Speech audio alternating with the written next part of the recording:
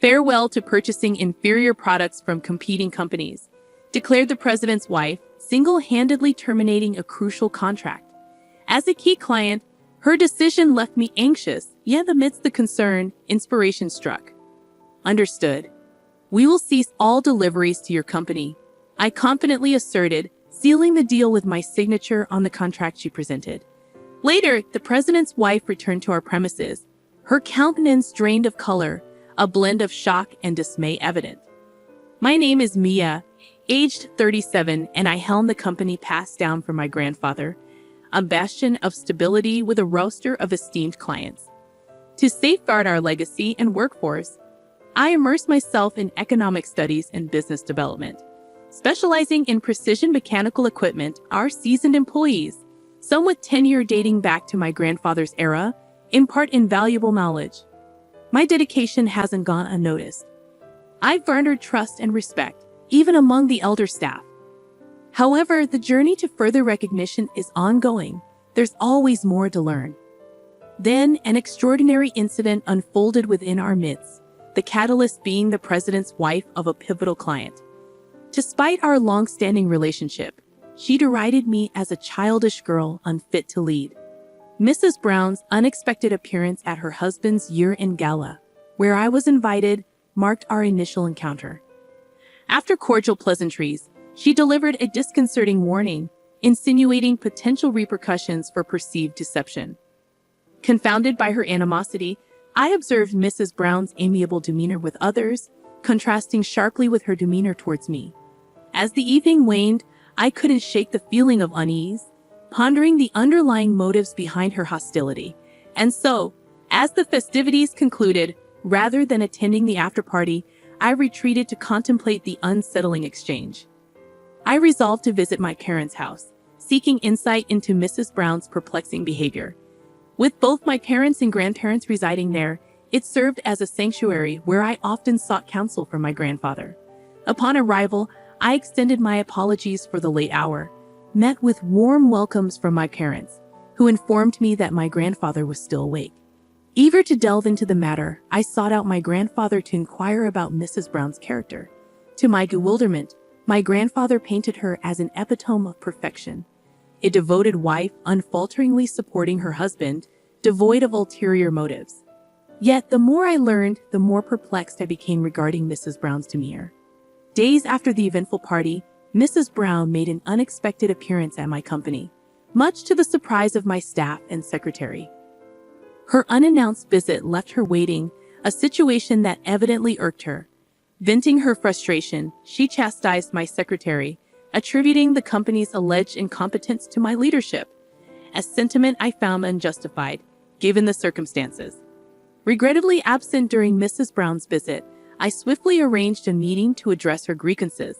Upon entering the president's office, I anticipated encountering her husband, only to find Mrs. Brown occupying his seat, exuding an air of superiority. Despite this, I extended my apologies for my prior unavailability and expressed a willingness to address her concerns. To my surprise, Mrs. Brown abruptly declared goodbye to utilizing inferior products from other companies, a statement that left me momentarily taken aback. I stood in stunned silence, my expression surely betraying my disbelief as Mrs. Brown leveled her accusations. A company overseen by someone as inexperienced as you simply can't be relied upon, she asserted, citing alleged overcharging and questioning the quality of our products. Her assertions were baseless, prompting me to vehemently defend our pricing and passionately extol the superior quality of our offerings, endorsed by the president himself.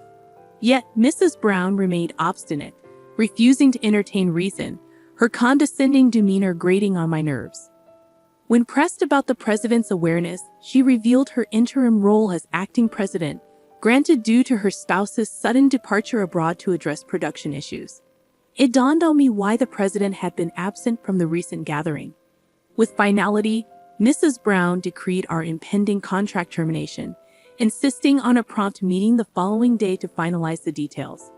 Feeling unceremoniously dismissed, I departed her office, a sense of urgency settling over me. The realization struck hard. Losing Mrs. Brown's company as a client posed a significant threat to our financial stability.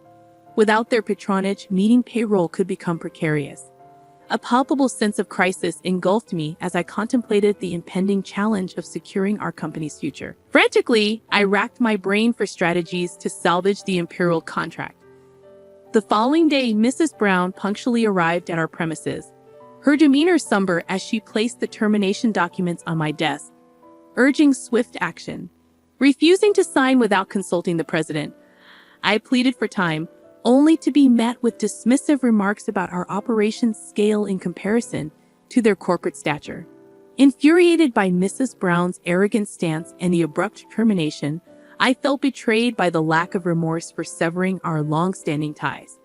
Resolute in my decision, I enacted the contingency plan I had devised. In a moment of clarity, I confronted Mrs. Brown. Her laughter at my inquiry met with a steely resolve from my end.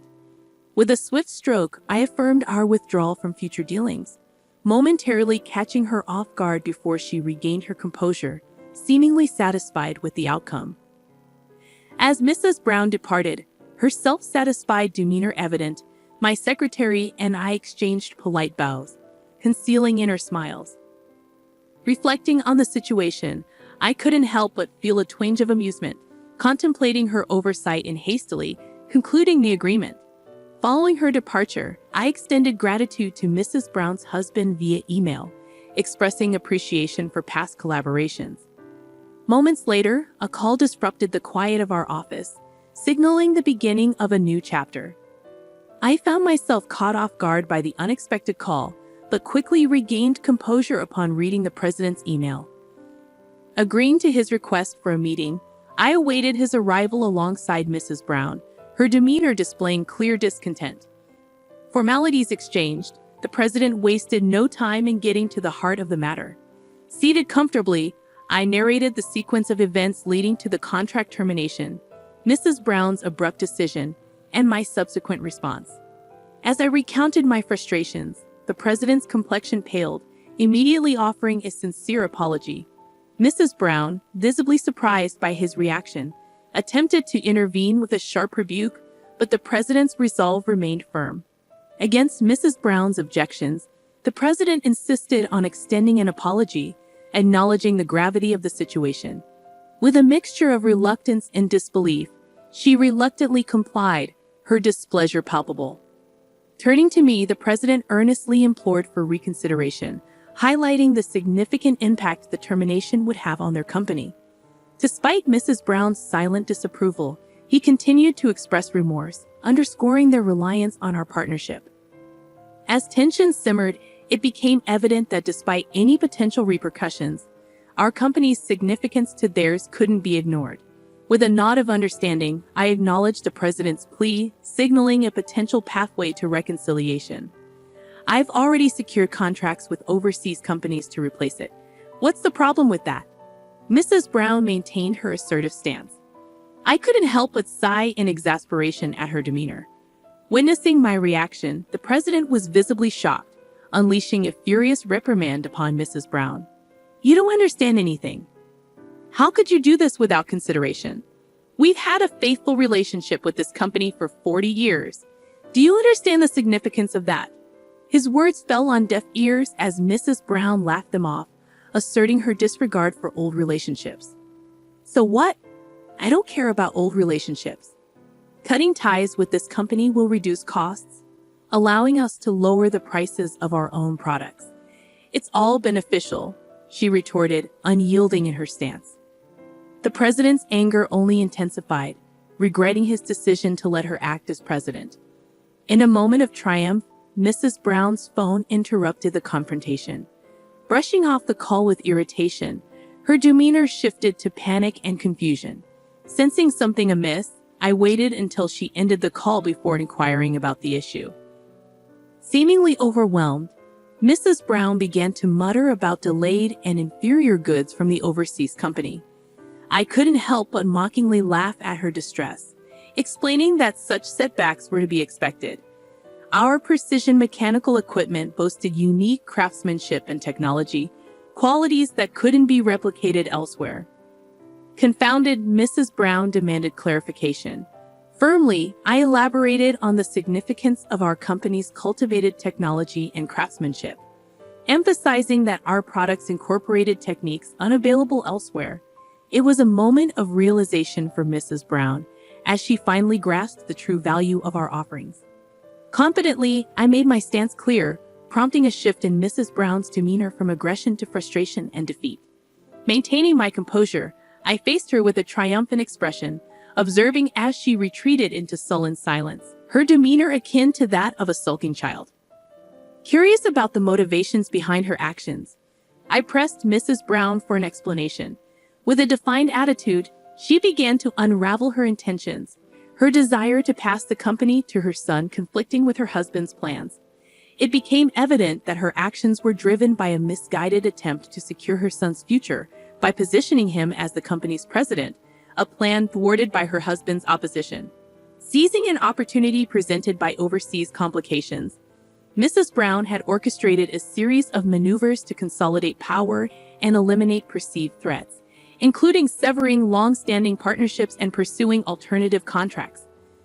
However, her plans unraveled upon discovering her son's true aspirations, leading to a moment of reckoning. In a surprising turn, the president revealed their son's preference for pursuing agriculture, not business, an admission that left Mrs. Brown visibly shaken. Confronted with the reality of her son's desires, her resolve faltered and she sank to the floor in defeat. With sincerity, the president pleaded for a chance to rectify the situation, expressing a willingness to amend the terms of our contract. Extending a hand in reconciliation, I proposed a path forward on the condition that Mrs. Brown relinquish her involvement in the company's management. While the president's relief was palpable, Mrs. Brown remained embittered, insisting that the termination documents would stand. Despite her resistance, a glimmer of hope emerged as the possibility of reconciliation beckoned, marking a pivotal moment in our dealings with Mrs. Brown and her company. I stood firm in my decision not to invalidate the contract termination, a move driven by Mrs. Brown's unwavering ambition for her son to ascend to the presidency. Despite her stubbornness, I remained composed, suggesting she revisit the contract documents. In a pointed gesture, I drew attention to an overlooked detail, my signature placed outside the designated area. Mrs. Brown's silence spoke volumes as she grappled with the realization of her oversight. With a calm admonition, I underscored the importance of meticulousness in managerial roles, a trait seemingly lacking in Mrs. Brown's approach. As the president eagerly examined the document, gratitude overflowed from him, contrasting sharply with Mrs. Brown's remorseful demeanor. Relieved to have preserved a crucial contract, I earned praise from my grandfather for safeguarding our employees' future. However, Mrs. Brown's duplicity extended beyond our dealings, prompting widespread apologies from the president to affected companies. I lent my assistance in clarifying the situation, fostering cooperation among those wronged by Mrs. Brown's actions. Consequently, Mrs. Brown faced repercussions, ousted from the management team and embroiled in divorce proceedings with the president. Despite her resistance, his resolve remained unyielding, driven by a sense of betrayal. Meanwhile, her son found liberation from his mother's pressures, pursuing his agricultural studies with newfound independence. For my company, the ordeal yielded unforeseen benefits, garnering favor with major corporations and attracting new contracts. Sales surged, surpassing even my grandfather's achievements, while employee morale soared. As I continued to lead and learn, the lessons gleaned from this experience reaffirmed my commitment to growth and integrity.